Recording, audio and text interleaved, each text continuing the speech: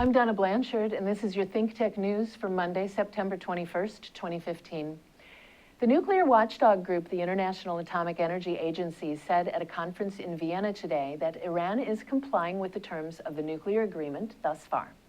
Observed by a corps of surveillance devices, Iranian officials have collected samples from a secret military complex and turned them over to international inspectors.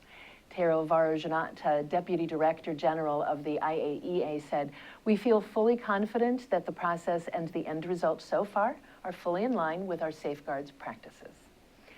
Russian President Vladimir Putin and the Prime Minister of Israel, Benjamin Netanyahu, are talking about Syria.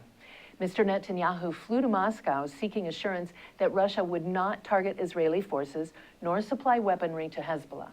Mr. Putin told him all actions taken by Russia in the region have always been and will be very responsible.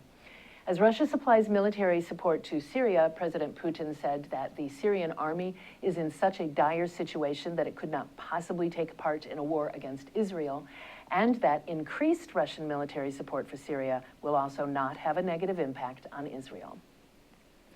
Alexis Tsipras has been elected Prime Minister of Greece for the second time in 8 months.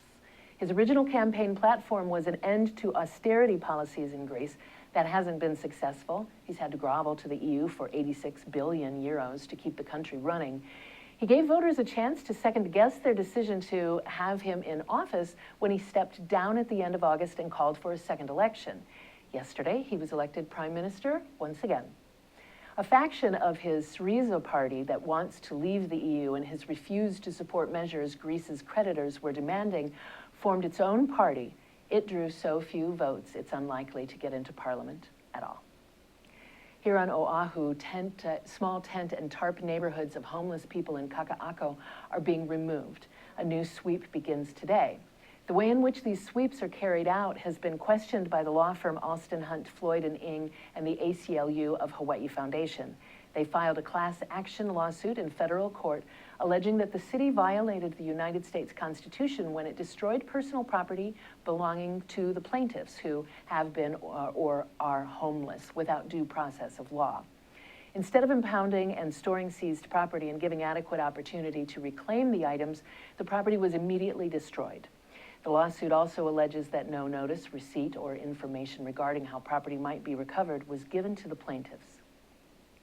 The plaintiffs in this case lost items such as prescription medication and birth certificates and other legal documentation. The lawsuit seeks to stop the city from violating the plaintiffs' constitutional rights, end the practice of destroying personal property without following procedures, and to require the city to pay damages and attorney fees.